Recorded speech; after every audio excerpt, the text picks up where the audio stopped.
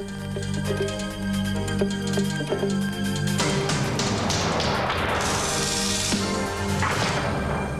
catch a crook these days, you have to have the goods, so some police are putting TV cameras in their cars. Give me an ambulance down here.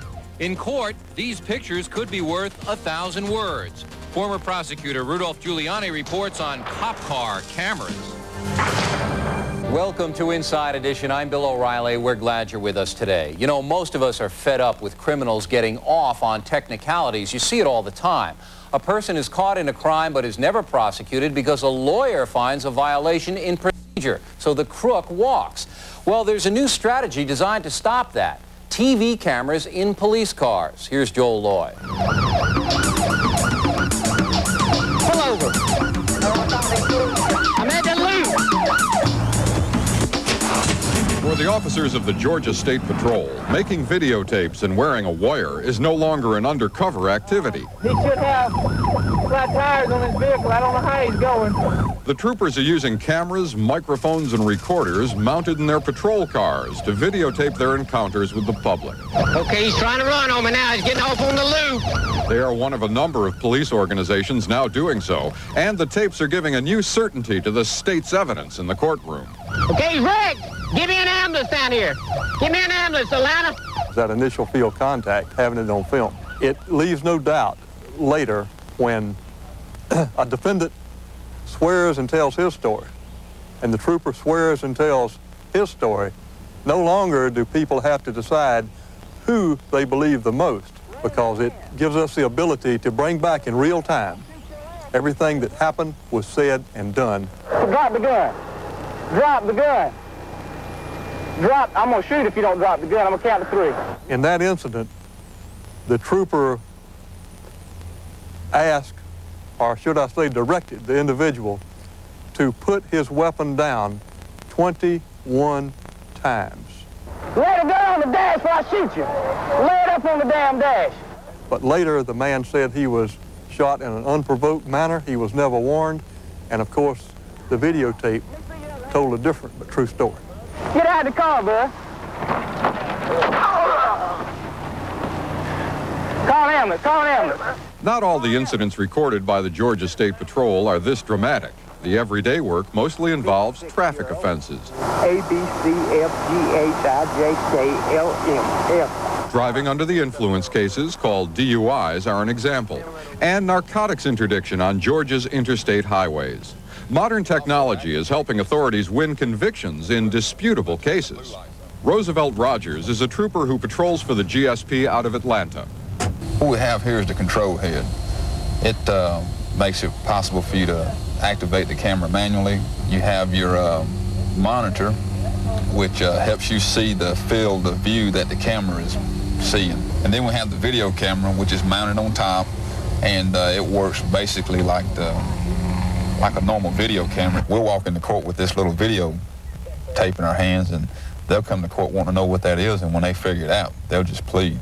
Decreasing the judicial docket is only one of the positive sides of the tapes. Greg Adams is a judge in the Walton County Probate Court, where he hears 250 to 300 DUI cases each year. I had a .09 DUI case, and on paper, this is borderline. The video was entered in as evidence. I saw the person being pulled over. I saw the gentleman get out of the vehicle. He staggered back towards the trooper's car. I heard him clearly fail his field test. It was clearly a case of driving under the influence. Jack Partain is the district attorney in the Conasauga Judicial District of Georgia. The fact that you have videotapes makes for better prosecution. I mean, as a prosecutor, I love videotapes. They're great. The GSP estimates that approximately 9,000 episodes are taped each month. Right now, between 35 and 40% of the patrol vehicles have the camera equipment. 254 Cal. Trooper Mike Ralston is one of Georgia's top felony men. He patrols Interstate 75, the highway from Florida to Michigan, a major cocaine artery. Ralston sees 2 pluses for the taping program. You know, an officer's not wanting to violate anybody's constitutional rights, and certainly he's not going to do it on video.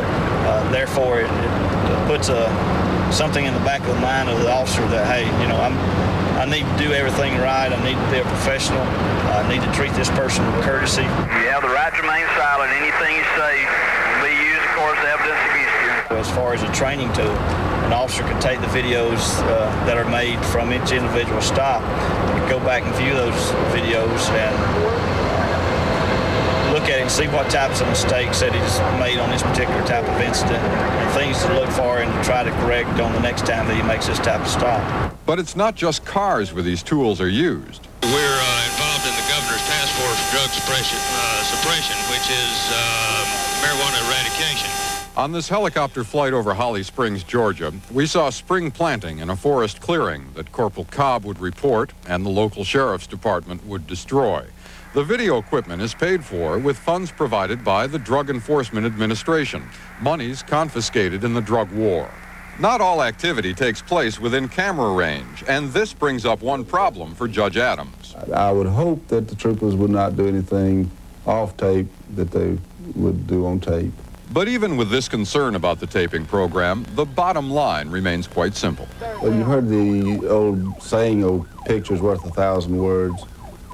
That's exactly it. Very interesting concept. And with us now is Rudolph Giuliani, a former U.S. prosecutor. And Rudy, do you think cameras in cop cars are going to catch on? Yes, I think they are, because they really accomplish exactly what the system is supposed to do. They make it clear who's violated the law.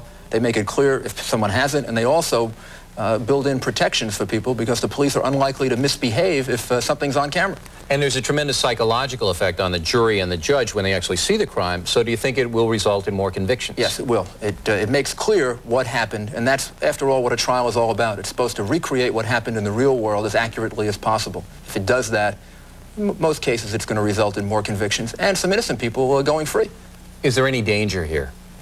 I think the only danger is maybe a misperception. Some people might feel that this will invade their privacy, but when they think about it, I think they will realize that it won't, that in fact it'll have just the opposite effect.